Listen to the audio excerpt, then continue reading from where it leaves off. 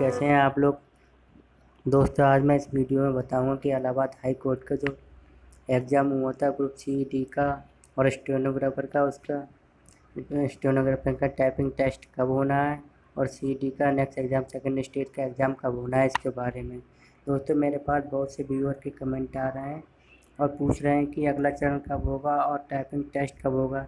दोस्तों मैंने जो जानकारी कलेक्ट की है वो इलाहाबाद हाई कोर्ट के ऑफिशियल साइट से और हाई कोर्ट के नंबर पर कांटेक्ट करके कलेक्ट की है और अपने जो सीनियर्स हैं उनसे भी थोड़ी जानकारी ली है। तो मैं बताऊंगा आपको कि मतलब ये एग्ज़ाम कब हो सकता है उसके बारे में। दोस्तों हमारी जानकारी से आपको बहुत हेल्प मिलने वाली है कि अगले चरण का एग्ज़ाम कब होगा। तो दोस्तों आपकी जानकारी के लिए बता दूं कि भर्ती बोर्ड की कमेटी का गठन हो चुका है। माननीय पंकज मित्तल जी को बोर्ड का चेयरमैन बनाया गया है। ये तो आप भी जानते हैं कि कमेटी में 5 सदस्य होते हैं।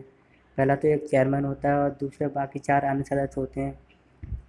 पहले तो जो चेयरमैन है उनका नाम तो पंकज मित्तल जी हैं और जो बाकी 4 सदस्य हैं उनके नाम मैं बताना चाहूँगा। माननीय श्री सुनील कुमार जी हैं और बालकृष्ण नारायण जी हैं और माननीय श्री बी अमित स्थेलकर जी हैं और माननीय मनोज मिश्रा जी है। इस कमेटी को 5 जुलाई को गठन हुआ था। उसके बाद कोई मीटिंग नहीं हुई है।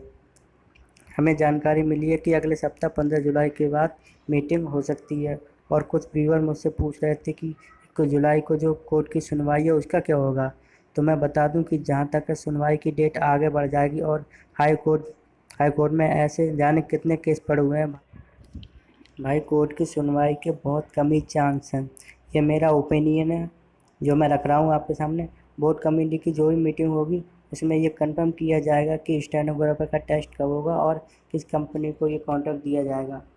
तो वो कंपनी टेस्ट कराएगी और सेंटर डिसाइड करेगी कि किसका सेंटर कहाँ जाना है। अगर मीटिंग होती है, अगर जल्दी मीटिंग होती है तो आपको एडमिट कार्ड 25 जुलाई के बाद भी आ सकता है और ये 25 जुलाई को बाद भी आ सकता है। अगर टाइम लगा तो ये अगर लेटेस्ट न्यूज़ होगी तो मैं आपको बताता रहूँगा।